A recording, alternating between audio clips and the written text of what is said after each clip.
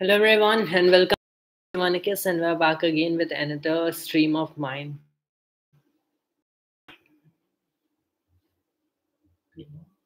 Okay.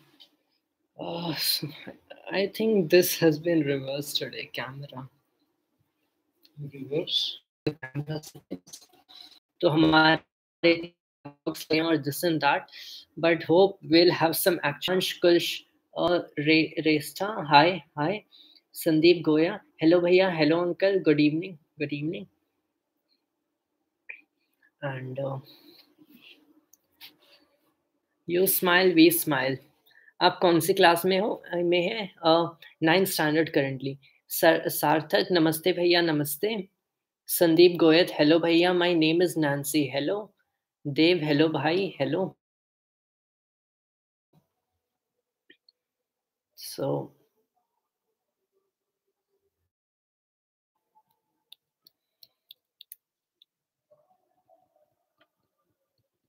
okay, so I'll just wait for some questions.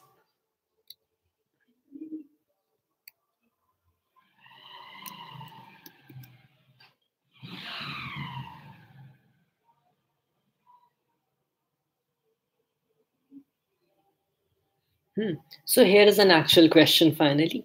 Sarthak, why change in potential energy is negative of work done by conservative force? Now, here you have to understand work done by conservative force. What exactly do you mean by this? So, well, you consider कि you can consider any kind of change in potential energy will change in any kind of potential energy. Now, something like this कि जब आपके पास एक charge है तब उसकी potential energy will electrostatic होगी या फिर इलेक्ट्रोमैग्नेटिक. जब आपके पास एक मास है, so clearly it will have potential energy that is gravitational. So let's consider, but in all of these cases जब तक potential energy exist करती है, you can always say कि force conservative होगा. So that is first thing to, well, we can finally see from here. Why is the change in potential energy a negative of this work done? Well, actually it is not exactly negative of the work done by the field force itself.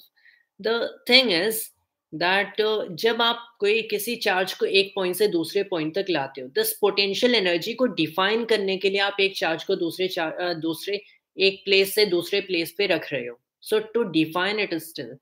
And अगर आप ऐसा करना चाहते हो, you want कि आपकी जो change in kinetic energy होगी उसमें ऐसा कोई चेंज नहीं आएगा. काइनेटिक एनर्जी आपकी चेंज नहीं होगी. That is what you want. क्योंकि वेल अगर आपकी काइनेटिक एनर्जी चेंज हो गई, you will have to more involve the kinetic energy change in that.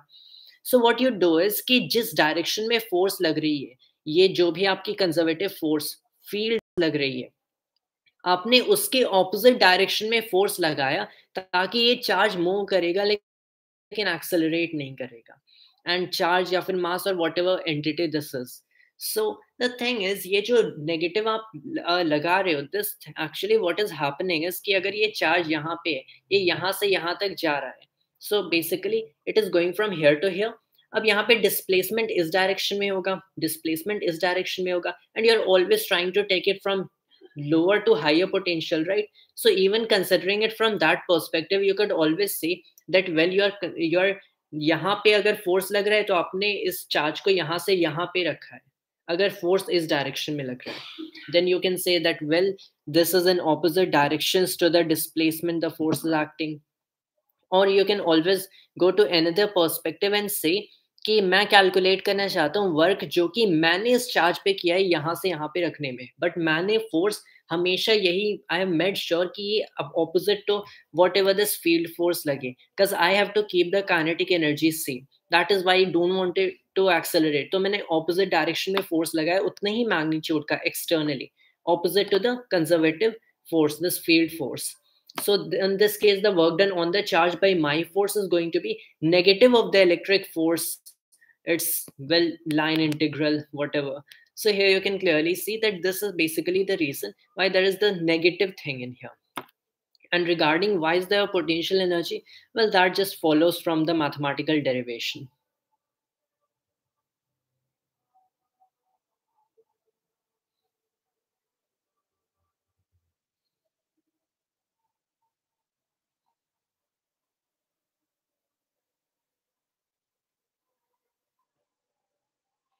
Devansh Shrestha, we know that light from distant galaxies becomes reddish due to expansion of the universe and E equals h nu. So energy decreases. Straight question, where does this energy go? Does it contribute to expansion? Hmm. Sarim, let's take an intuitive example from Doppler shift. We are aware that f prime is greater than f. In essence, Doppler frequency is greater than natural frequency, is equal to 1.033 f in a linear axis when approaching. So why be so specific?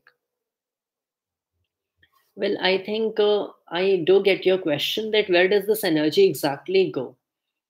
So here you have to understand that, well, this is the first time I've faced this question, and I would really say this is quite the great question. And I'll have to think over it for a moment. But let's just consider it this way, that you have light जो कि distant galaxies से आती है and हमारे पास आती है and it becomes red, मतलब इसकी frequency decrease करेगी. So you say that by the formula that E equals h nu or E equals hf, that the energy of a photon of light is proportional to the frequency of that light. It's, well, the energy should also decrease of the light. Now here we can consider here we consider the big picture. I presume that what is exactly happening is कि ये जो जब light आती है travel करती है from the distant galaxies, the first question is कि ये red क्यों होती है? Why does the light, well, become more reddish as it comes toward us? So the actual question first of all is कि यहाँ पे light की frequency कम क्यों हो रही है? वेल, लाइट की फ्रीक्वेंसी आई थिंक इस रीजन से कम हो रही है क्योंकि जैसे ये दूसरे गैलेक्सीज से आ रही है एंड हमारे यूनिवर्स एक्सपांड कर रहा है. सो, well, as the universe is expanding, it is basically because the space time stretches the wavelength. All right. तो space time इस wavelength को stretch कर रहा है. I don't think I exactly have the answer to this. So this would be a great question, and I think I could think over it, write some pages, and maybe shoot a video about it. But I'll be sure to come back to the question sometime. And I'm not exactly really able to connect the dots right now, so I'm sorry for that. But I'll sure try to get back to this question, maybe in the same stream or maybe in some other video. Are you planning to study astrophysics? Well, not specifically astrophysics, but yeah, I plan to study theoretical physics in its own self. So mainly pure, but well, if you can have your researches that can help in astrophysics, that's really a brilliant thing.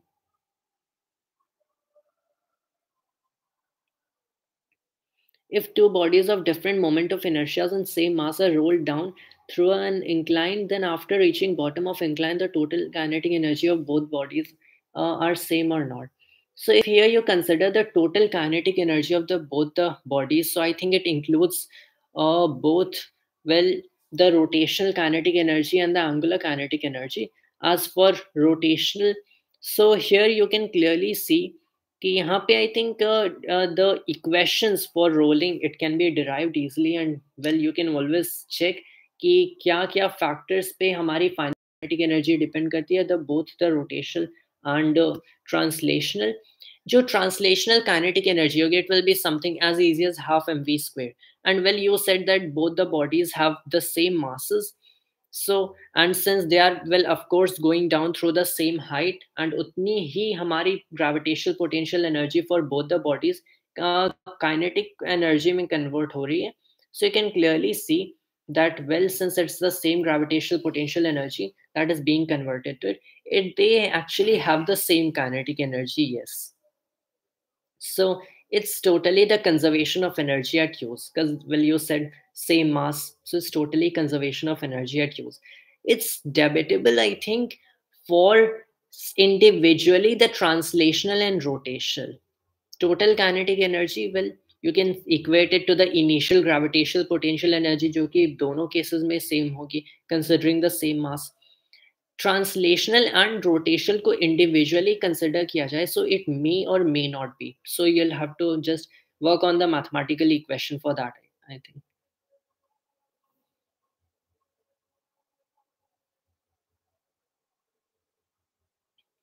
Rohan Shrestha, differences between magnetic effect in a bar magnet and solenoid. Well, in a bar magnet mainly you have this, well, north pole and south pole जिसको दूसरे आप metallic objects या फिर magnets के पास रखते हो, सो externally ये जो मैग्नेटिक फील्ड है इसका उसे अट्रैक्ट या रेपल करता है. Now the thing is that's एक सोलेनॉइड के अंदर ये जो फील्ड होती है ये मेनली इनसाइड द कॉइल्स होती है, right. So mainly have inside the coils ये जो फील्ड होती है, and again there is a difference in expressions for the two. So if you consider the expression, well, they have different expressions for sure.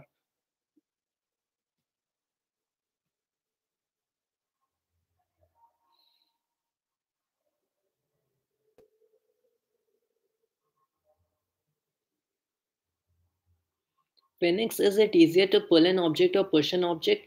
Uh, well, for an object, well, you have, if you consider a point particle, then it is just as easy to pull it as to push it for a point particle. लेकिन अगर एक actual object है जो कि जिसकी certain height है and it has center of mass at some well specific location inside it, then you can always say that it really depends कि उस object की height क्या है कि उसे pull करना ज़्यादा easy होगा या फिर push करना ज़्यादा easy होगा. And Lolite, I want to ask my doubts related to electrostatics. I'll be glad to answer. Mohammed Zunad Alam, I wanna be a prodigy in computer science. I'm passionate about it. Can you tell me some memory study tricks to complete other subjects fast so that I can focus on my subjects? Can I be like you? I think a proper strategy, first of all, is really needed. That if you want to carry everything alongside. Now, if you are asking me for some memory and study tricks to complete all of the subjects fast. So it's something like, well, you want to be a prodigy in computer science. So I'm definitely assuming that you are good enough in computer science already, and now you want to excel in it. So that's what I'm assuming. Now the thing is that if you're good enough in this computer science already and now you want to excel in it, first of all you really need to know that whether you are good roughly at the same level in other subjects as well. Because most of the time if you're good in one thing, so you also happen to be good in all other well cognitive abilities if they are well related by cognitive abilities. So this is the thing regarding G factor in people. So if you are good in, if you happen to be above average in other subjects also, then I would say it may be worth doing it. And in that case, memory and study tricks. Memory tricks, I cannot really say much. Study tricks, I would say that it's something like this, that you need to first of all have a proper layout of the things that you want to consider studying. कि या तो आपको उसमें भी एकदम Excel करना है, which I would say would not be really possible to excel in all these subjects. But if you want to be at least above average or little even good in that, so first of all, lay out the things that are important to study in this and important nahi hai. So it's something like the 80-20 rule. So 80% of the exam questions, 20% syllabus se aate and things like that. So you need to have a proper layout of that, a proper strategy for how you're going to cover step by step everything. And you need to really start working, because all the layout and all the strategy isn't really going to deliver you anything unless you really sit down to do that. Making notes will help, and revising notes and all that kind of stuff. So I think everyone knows how it goes, right? We're just asking to people, and but at the end of the day everyone knows that how it's done. It's just that we don't want to sit down studying. El Nolite, can you help me with continuous distribution of charges and surface charge density? uh, Well, sure, you can ask me the problems here. Questions actually. So if it's exercises that might require notebook to do, so whatever problems or doubts there are. Phoenix, nope, 80-20 rule doesn't work. 80-20 rule doesn't work. Well, maybe it doesn't work, especially in examinations, because most of the time ऐसा नहीं होता है. So I just said it for the sake of completion, okay? So I do believe that most of the time such rules don't work. At the end of the day, you have to sit down and study. And Lolite, bro, what is the actual meaning of an electric dipole? An electric dipole is basically something, ये इस पूरे system को, कि आपके पास एक charge है and दूसरा charge है, एंड उन दोनों चार्जेस के मैग्नीट्यूड सेम है, वैल्यूज सेम है, लेकिन उनकी जो साइंस है वो ऑपोजिट है। सो एक पॉजिटिव चार्ज, एक नेगेटिव चार्ज, इस सिस्टम को एक इलेक्ट्रिक डाइपोल कहेंगे। That is as simple as that. Now the thing is कि ये काफी नेचर में काफी ज्यादा देखा जाता है, and that is why it is a very special case to study, and indeed a very important, because if you have an oxygen, if you have a water molecule, so it's H2O, मतलब एक water molecule है तो उसमें centre पे आपके पास एक oxygen molecule होगा, corner में आपके दो हाइड्रोजन मॉलिक्यूल्स स्टिक्ड होते हैं। That's what a water molecule is like. Now the thing is कि ये भी एक इलेक्ट्रिक डाइपोल है, because these molecules oxygen and hydrogen are charged and they are oppositely charged and they carry well the same values of charge, इसका, and well they are very close together. So that is why it is quite a special case to study, and this entire system is itself called the dipole. Aviral Yadav, can we predict the exact location of a particle in the future? Well, in classical mechanics, yes. In quantum mechanics, no. So in classical physics, you can always use, considering non-relativistic mechanics, you can always use F equals ma, and well, you can find out the exact location provided कि आपको initial conditions given होते हैं. You can also consider the same equation relativistically, that the force acting on a particle is the time derivative of the momentum, and momentum अब relativistic momentum लिखा जाता है. And you can still try that out. अगर ये object through gravity चल रहा है, so you can have equations of general relativity, so you can know how जो मासेस हैं वो स्पेस टाइम को कर्व कर रहे हैं by Einstein field equations, and then there is Einstein's equation of motion, that how this object will move through that curved space time. But these are the laws of classical mechanics. Indeed, even general relativity is a classical theory. In quantum mechanics, no. So you can only find the probability that it is going to be there. And the probability it is going to be there at any specific value of time, ये आपकी wave function बताएगी. And position or velocity or any such stuff, you will only have the probability that it will have this speed or this momentum or this whatever. So you cannot really predict in quantum mechanics.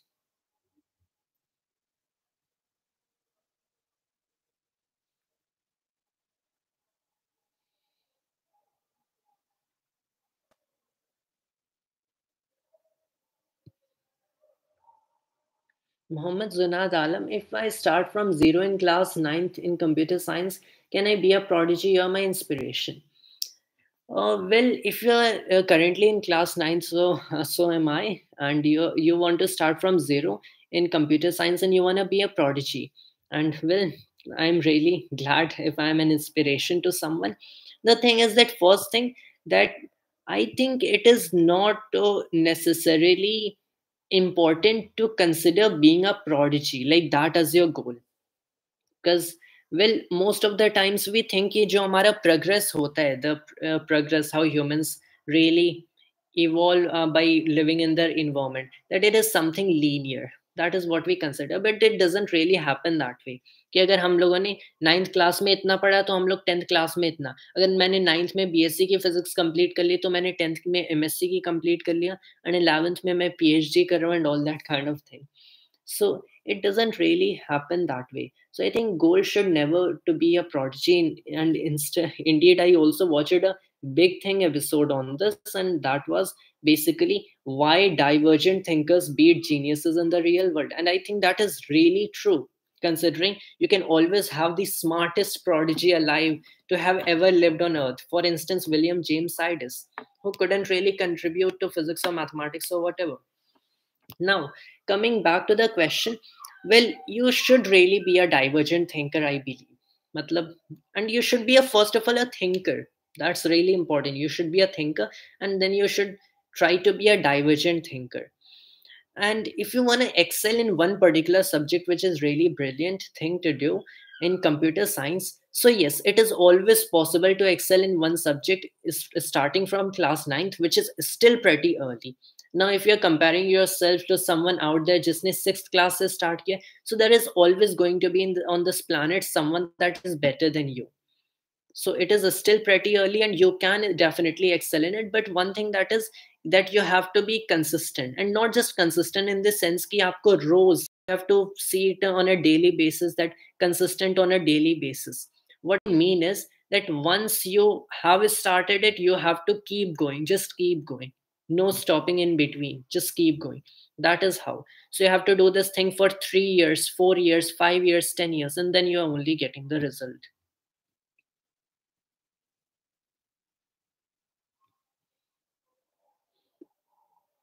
uh, Anshuman Vadya, please explain quantum entanglement. Quantum entanglement is something like this, that you're अगर हमारे पास ऐसे दो particles हैं quantum particles, so they can basically affect each other from very vast distances apart. They can affect each other, जो कि first of all लगता है कि ये स्पीड ऑफ लाइट बैरियर को क्रॉस कर रहा है, लेकिन एक्चुअल में कोई इंफॉर्मेशन ट्रैवल नहीं होते, so it is not violating special relativity.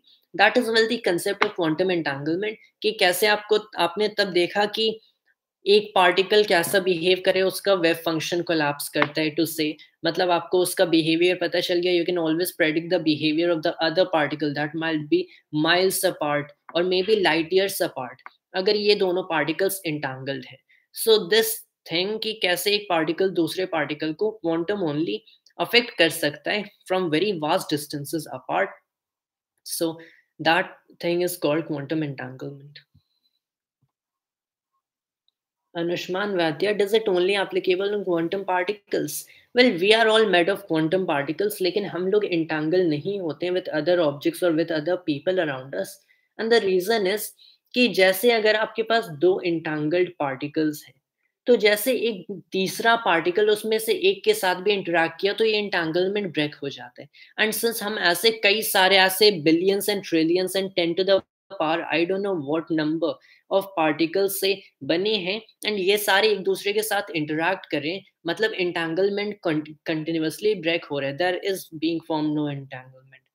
So if it were some real, अगर हमारे पास एक ऐसा कोई पार्टिकल होता जो कि काफी बड़ा होता, but is not made of any smaller thing, मतलब इट्स समथिंग लाइक एक इलेक्ट्रॉन को अगर हम लोगों ने मैग्नीफाई कर दिया, so an electron is not made up of anything smaller, so it could still be entanglement to another similar kind of electron out there. So the thing is कि macroscopic objects में entanglement नहीं दिखेगी and नहीं दिखती है, क्योंकि दूसरे particles are always there, trillions of such, जो कि इस entanglement को continuously break कर रहे हैं, और entanglement in the first place form ही नहीं हो रही है.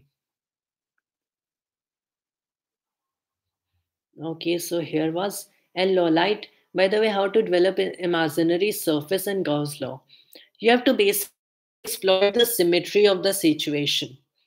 Now, उस सिचुएशन की जो भी सिमेट्री है उसके हिसाब से यू हैव टू सी कि यहाँ पे कौन सा इमेजिनरी सरफेस, कौन सा गॉसियन सरफेस यूज होगा. So the looking at the symmetry and trying to understand the symmetry is basically the best thing that you can do.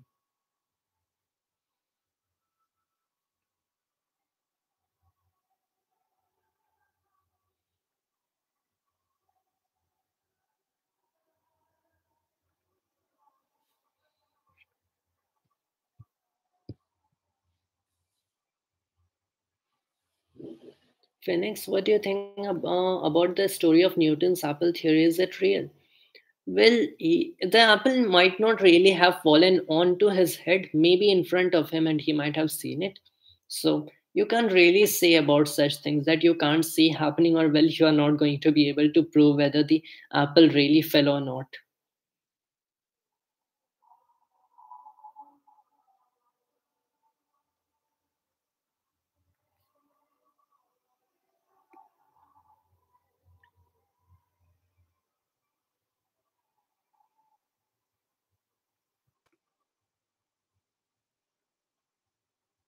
Invisible physics, can the accelerating expansion of the universe be explained without invoking dark energy, possibly through modifications to general relativity? Well, dark energy was the modification to general relativity. Well, it's like this कि Einstein ने पहले जब अपने Einstein field equations लिखे थे, so he saw that this actually predicted that the universe is not static. So he puts in one constant into that, that is the cosmological constant, to make it static. Then we find that the universe is actually expanding. So he puts the constant back again. He removes the constant again and says, well, here is the theory, and well, the universe is really expanding by my theory. As Edwin Hubble had observed it, that distant galaxies are moving away from us, from the red shifts of those, the light being emitted by the galaxies or the stars in them. But then scientists saw that, well, the predictions of general relativity still doesn't make that sense according to the recent observation going on. So scientists put the cosmological constant back again. And that cosmological relativity, we just don't know what it is, but we know it's there. It's the cosmological constant.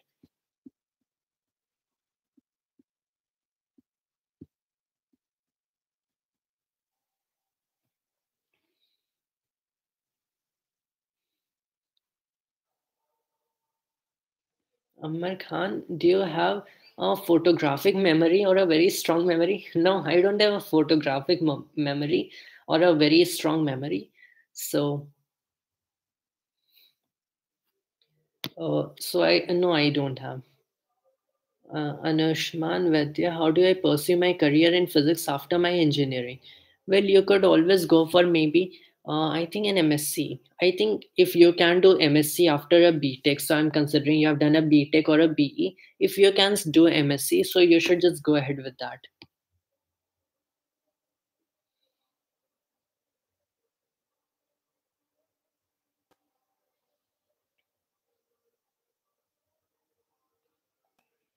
Mayank, can you explain the shortcut for traveling one universe to another, so-called wormholes? Please, I'm bit interested in studying space science and all. uh, they don't necessarily take you from one universe to another, because that might have been said by a string theorist.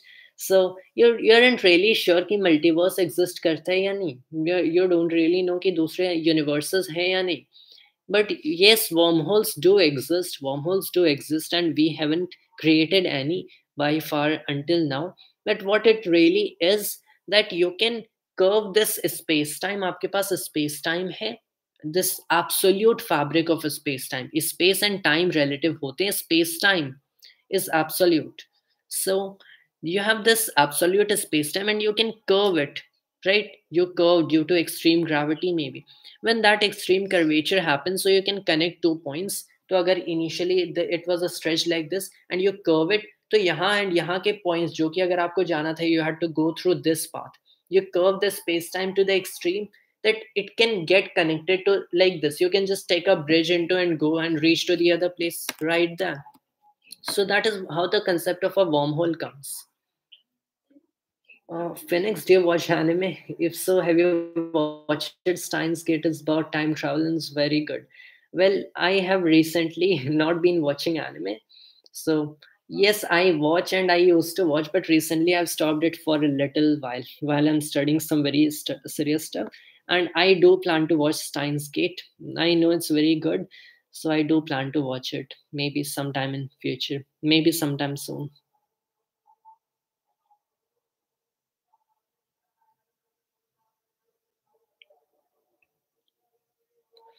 Kaku, any tips for class 12th appearing JEE aspirant? My practice is not enough in class 11th as per the requirement. Please answer. Well, if you're already in class 12th, I would say, and you're appearing in JEE exam, you should maybe clarify your 12th topics first. तो अगर आपके 11th topics जो कि clear होने चाहिए, of course, जो कि 12th में नीडेड होंगे, like Newton's laws and kinematics is absolute essential. You aren't doing any 12th physics even without them. So provided that you're done with those topics, so you should first of all do well in your 12th topics, study 12th topics. Agar baad mein finally time bache, then you should give a look to 11th class topics. I would say cover the 12th first in that case.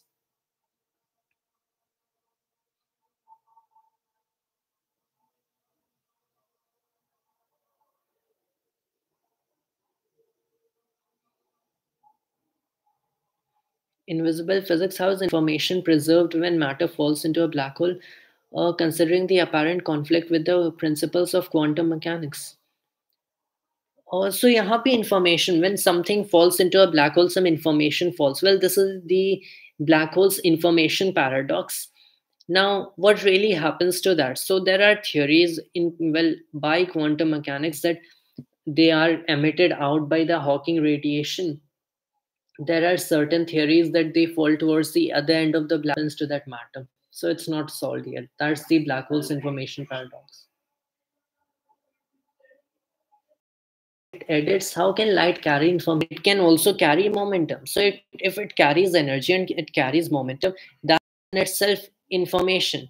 So it's something like, well, अगर आपने intensity of light देख लिया या फिर आप frequency of light observe कर रहे हो, and you say कि ये light कहीं किसी accelerating charge से आया, so you can tell that where that charge is and all that kind of stuff by just waving that light or by performing some experiments on the light received. So it carries information of that particular charge. That is how it does. So the energy, I would argue, that is how it is really carrying information, the momentum there is.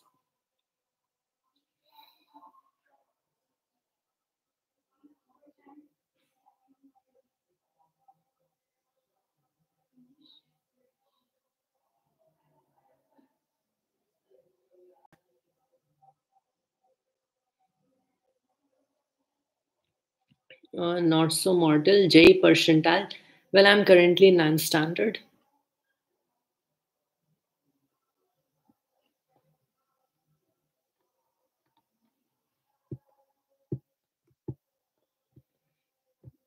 Mm. Uh, Viral Yadav, why the laws of special and general relativity do not work in singularity and quantum gravity? Well, singularity is basically defined to be the point where the laws of physics are failing. Now, why the laws of physics fail there? So it's basically you consider, just forget special, because if you have general relativity, special relativity is just a limiting case of general theory of relativity. Now, here, what you can basically see is that it predicts some infinities at some point. And the laws of general relativity predict some infinities, like an infinity at the beginning of the universe, that is the Big Bang, and an infinity at the center of a black hole. What that means is that you're not really doing the calculations right if you're getting infinities, because, well, that's not correct. So we know that maybe the laws of general relativity are not really accurate, considering they also don't have the laws of quantum mechanics incorporated to them. So we say that maybe it is really that the laws of general relativity are not right, considering that here you have something that it is based on the thing that you have continuous space time. But, well, in quantum mechanics you'll have to discrete it, you'll have to quantize it, but the way to find quantize the space time hasn't just been discovered yet.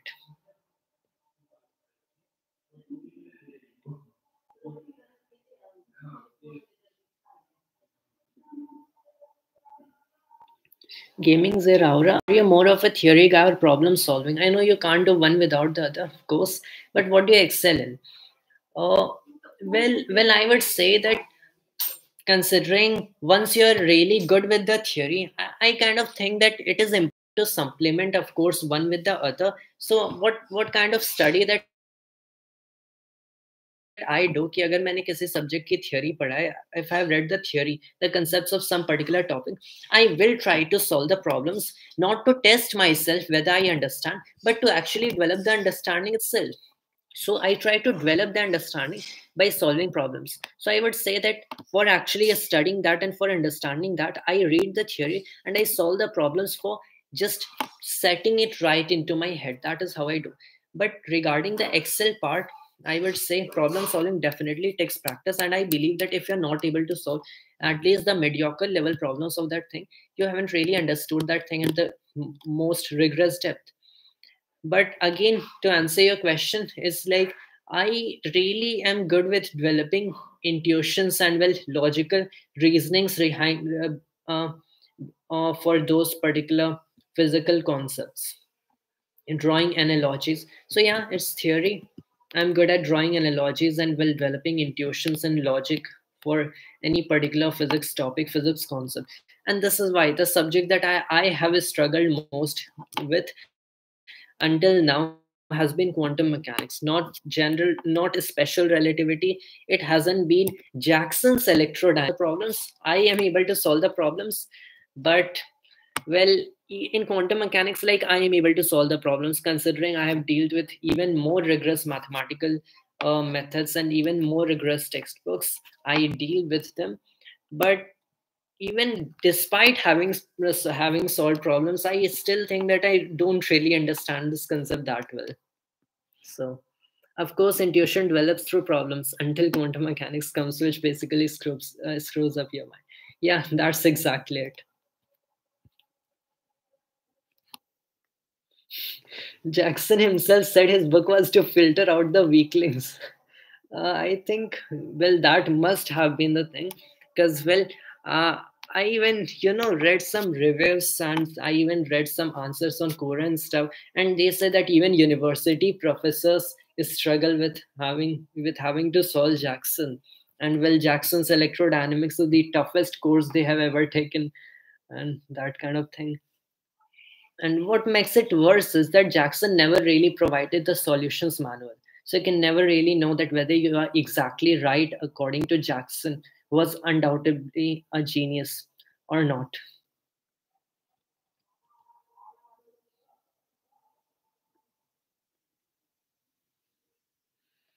Arrow hit edits. What is a space time? Please tell. Well, space time is something like this, that well, you have a space and you have time. Now the thing is that Einstein comes along and says कि space or time connected हैं, they're related to each other, that you have time as the fourth dimension. अब space के three dimensions हैं and Einstein says कि time का भी एक dimension है, so you can basically connect the three dimensions and one dimension all into one single framework. You have this space time and you say that, well, here you have a space, well, here is a point in space, but here is also a point in time. So you से कि ये point सिर्फ space में नहीं है and ये point सिर्फ time में नहीं, ये पॉइंट स्पेस टाइम में एग्जिस्ट करता है. So Einstein basically combines the three dimensions of space with one dimension of time. That is a space time.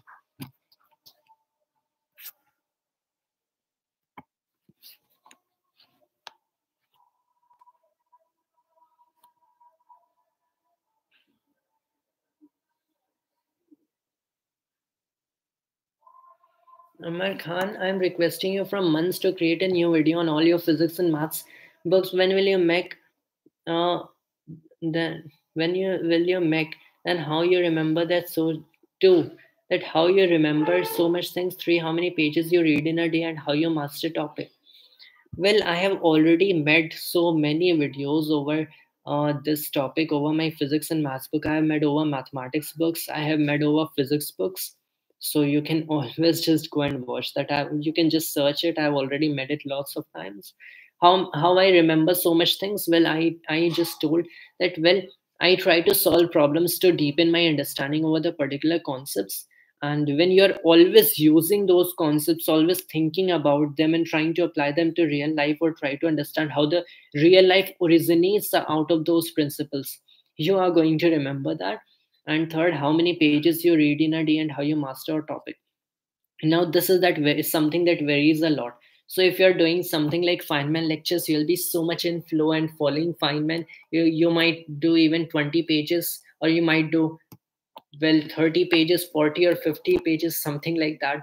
So some easy book, other maybe you can do maybe 100 pages in a day. But if you're doing something like, well, Goldstein, or you're doing something like Jackson, so you are going to barely be able to do three or four pages by working on that. So that really depends on what you're doing particularly. And how I master a topic, well, I told, by solving problems and trying to apply them in real life.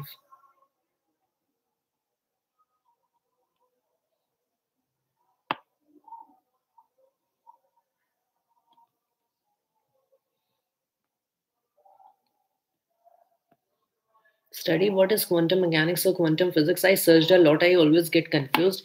Doubt from a 10th class student.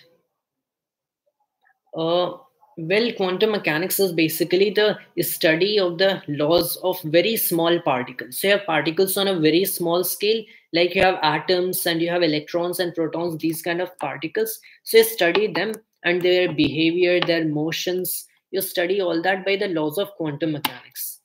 Now, the thing is that, well, you are certainly going to be confused a lot in that. If you try to understand it, I would say that you need to have a firm foundation in classical mechanics and electromagnetism and other topics like waves and optics. Well, all of the physics before quantum mechanics, I say. And then only you can really and be able to solve the problems in quantum mechanics. Understanding quantum mechanics is something that only some expert physicist would be able to do.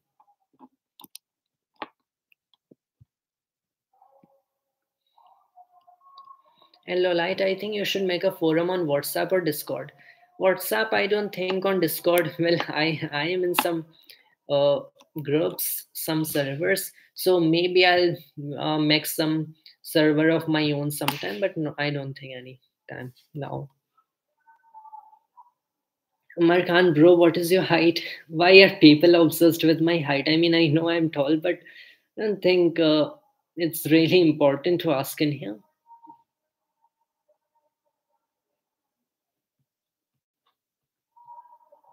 All in one text, do you believe that aliens exist? If yes, then why?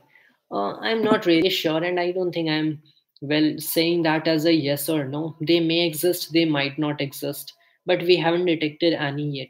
So I'm not really much into the field for extraterrestrial.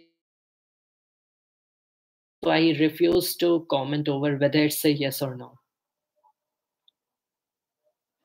Kako, are we study point charges in quantum mechanics? Well, regarding charges, lots of behaviors of charges can be predicted using the laws of quantum field theories, actually. So it's the unification of quantum mechanics, special relativity, and classical field theories. And you can study and understand how their macroscopic behavior comes about from the laws of quantum field theory.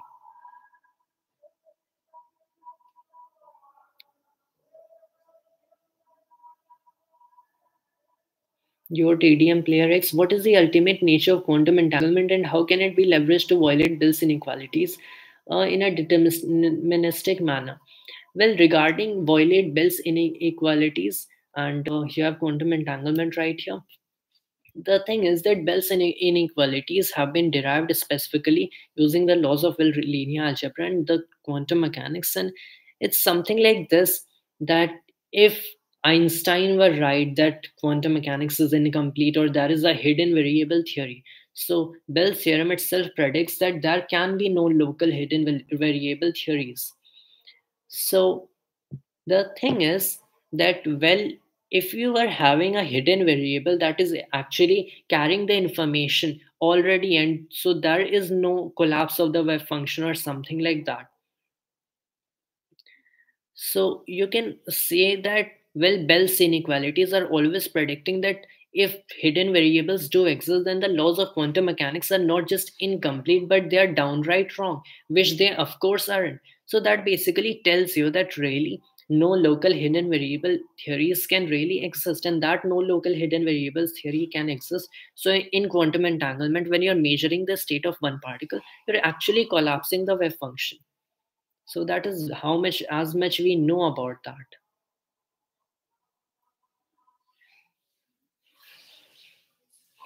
Kaku, how do you approach to physics numericals? What to do when we are stuck on any approach not coming in mind? Well, think over that continuously 2 hours, 3 hours, 4 hours, 5 hours. I have worked 18 hours on a single problem. Trust me. Like maybe not as in a single day, you're of course gonna get bored of that. But maybe in 2 days and 3 days, 6 hours a day on a single problem. I work that. I still work like that. I mean, like 6 hours on a single problem. It often goes like that, but you're trying to think of every single piece of physics that you can ever think of when trying to use that approach.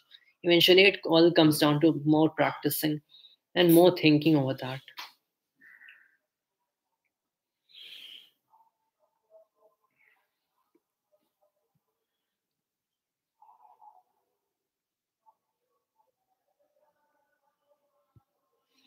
Lucky gamer, Sarim, why the propagation of electromagnetic waves in a plasma, considering the dispersion relation and discussing the effects of plasma frequency and collision frequency on wave behavior?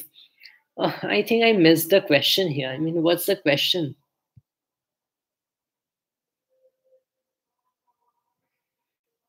Mm, Gaming Zeraura, please stop spamming your questions. Well, I would definitely say yes, they should. By the way, what do you recommend for advanced mechanics after David Morin's both books? I think it. I think if you're done with advanced mechanics, it would go. I'm not sure if Klepner and Kolenkov is more advanced than David Morin or otherwise, but you can always go for Goldstein. I mean, you can go for Goldstein, which I am doing currently, or Lagrangian. It's about Lagrangian and Hamiltonian only. So knowledge of it's Newtonian mechanics is assumed. In Jara, you see how to solve physics problems in 1 minute. You're not doing that. I mean, a problem that you have just seen and you haven't solved anything like that before, it is definitely not for surely going to take you 1 minute or less. It will definitely take you a minute or more than that, considering that you haven't solved such a kind of problem ever before. So developing your problem solving skills, yes, is yes one thing, but to be able to keep a target that you're doing it in 1 minute is, I don't think, a very realizable goal.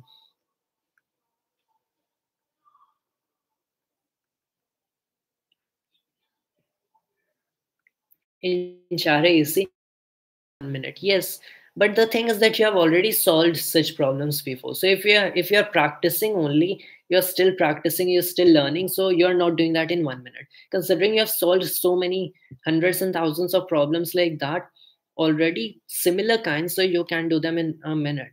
So the thing is, well, in that case, you just have to practice and familiarize yourself with those kinds of problems.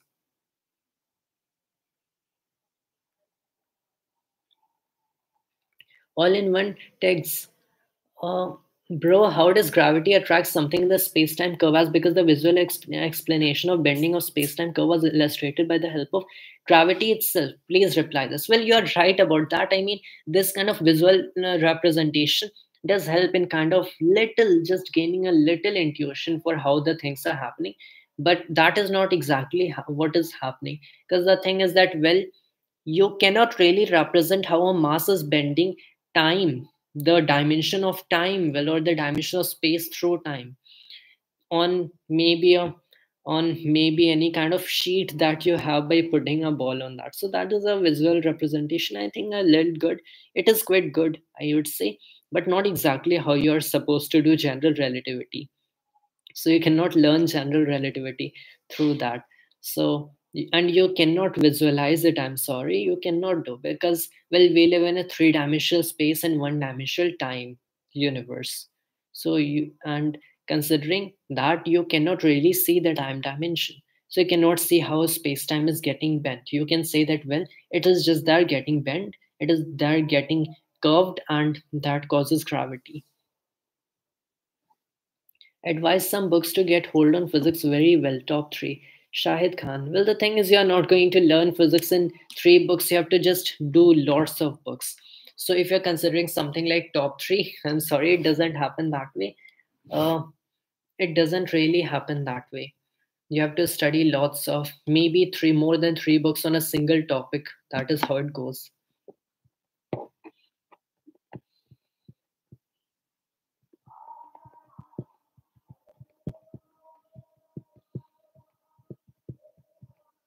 Your TDM player X, I have doubt that what is the true nature of quantum reality beyond observation and measurement, and how can it be understood by human cognition? Well, the thing is that true nature of quantum reality beyond observation and measurement. Many things about quantum reality, quantum mechanics have been understood. The trouble is still remains with the collapse of the wave function when a measurement, when an observation occurs. So you're not really sure about that. What collapses the wave function exactly? Why and how does wave function exactly collapse? So we don't know about that yet. And how can it be understood by human cognition? So I think you're referring to Roger Penrose's ideas that somehow consciousness related to quantum mechanics and the wave function collapse. So we still, it's just that Roger Penrose gives us an idea that this might be the case, but we don't know how exactly is the case, and we aren't as smart as Roger Penrose to exactly know what he's plotting in his. R.L. Stein, how to be a creative thinker? Well, to be a creative thinker, I think it is necessary to learn mathematics because that definitely makes you creative. I can say that it is necessary to learn. Just you should learn some STEM subjects first of all. You should learn STEM subjects. That I would say would be the first step, and try learning them on your own. It's very helpful to learn STEM subjects on your own. So pick something like mathematics or physics alongside. Try learning them on your own, higher level, solving the problems on your own. You're eventually going to turn into a really creative thinker. Animesh Ubadhyay, bro, how much time do you give on a specific chapter and are you into study classes, chemistry, and mathematics? Again, it depends how much time that chapter asks you. It's very, there is a lot of variations in this.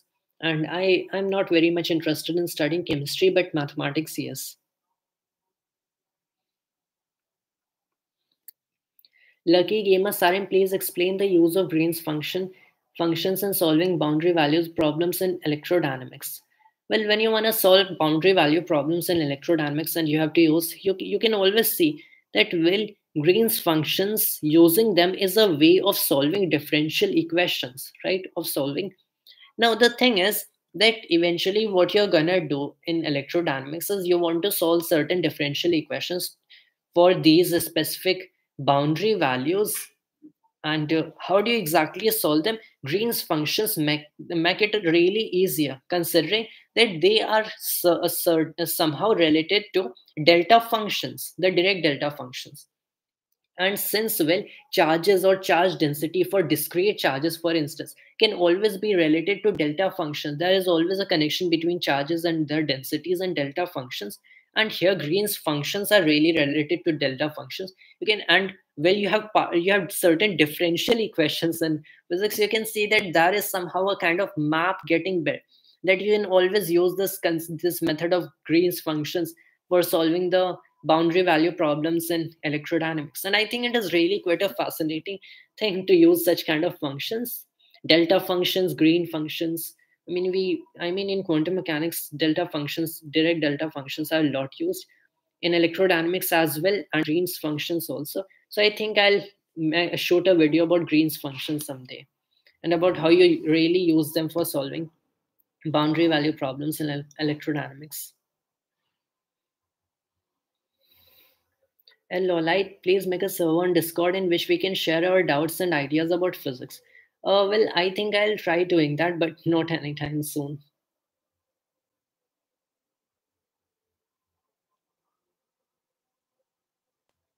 Rel Einstein. Uh, I'm trying to learn higher level chapters by my own, but I found some difficulties. What to do? Please suggest, because I believe in learning by my own. Now, it's quite a good thing that you believe in learning on your own. So when you face difficulties, when you face certain obstacles, I mean, it can be really disappointing, but you have to fight that and you have to go through that. Like, there are no other options. Or if you're trying to procrastinate over that thing, and if you still want to stay in the subject, you're staying in the subject and you're procrastinating on a particular thing. So it's like, well, it's something like your that problem stays with you till the end, and someday you're going to face that. So why not just resolve that thing right now? That is how you have to think. You have to go through the obstacles.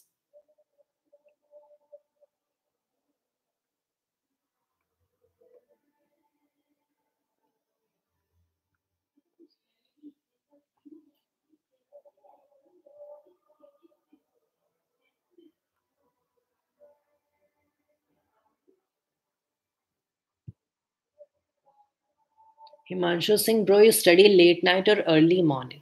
Now it's also very varying, sometimes late night, sometimes early morning. So I don't have really a fixed routine for whether I'm studying late night or early morning. Like, I'm studying at night and I have found something that really fascinates me a lot. I'm studying that, then I'll just study late night. I'll just study through the night, maybe the entire night sometimes.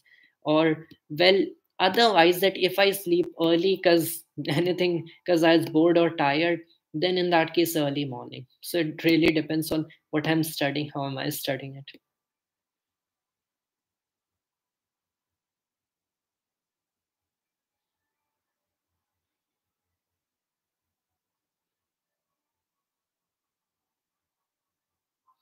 Soumya P. Bro, do you know class 12 chemistry? No, I don't know class 12 chemistry, sorry. Physics and mathematics, yes.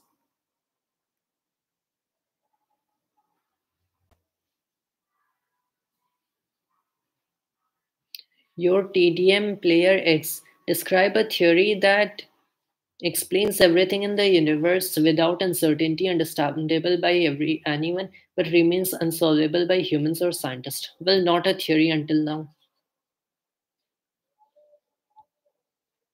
Or, uh, no, there is no such theory until now. That is actually a theory in physics.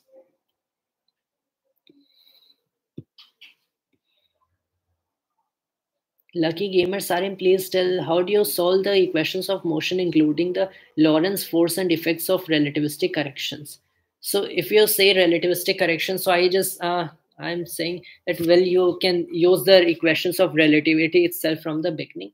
So now you including the Lorentz force. So I think you mean the electrodynamical, well, Lorentz force, right? So it is the force due to the both electric and magnetic fields. Yeah, then it certainly makes sense if you say relativistic corrections.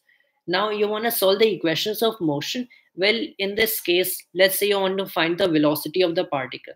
So you say that this force, which is the, well, Lorentz force acting on maybe a charged particle, this is equal to, now, well, this is defined as the time rate of change of its momentum, and that you write as the charge of it times the electric field plus the velocity vector times the magnetic field. Now, here we run into the trouble that, well, you have another velocity vector here. But again, good thing we are not doing quantum mechanics, so you can always have velocity and there's still no problem. But that you basically have found this kind of an equation right here is, I think, that really tells you that you have to carry out some mathematics. That's what you have to do. I mean, I told you the equation of motion, how it goes, and you have to carry out some mathematics and find the thing. Or you might as well use some Lagrangian stuff, and we'll go through that and solve the equations. That would also be quite easy, I think, for the complicated equations.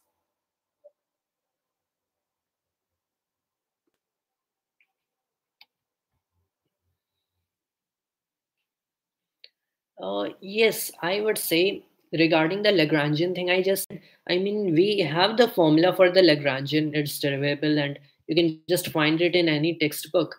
The Lagrangian of a charged particle, a relativistic charged particle, you just find the formula and you write Lagrange's equations of motion, the Lagrange's equation, and you can directly solve it. So, for complicated cases, I think that is also would be quite easier way comparatively to do the thing.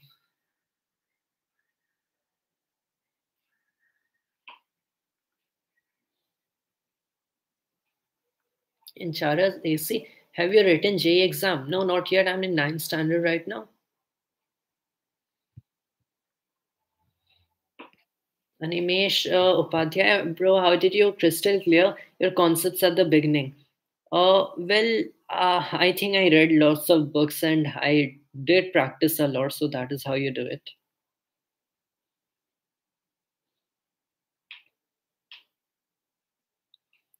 Aditya Agarwal, bro, which AIR and J are you targeting?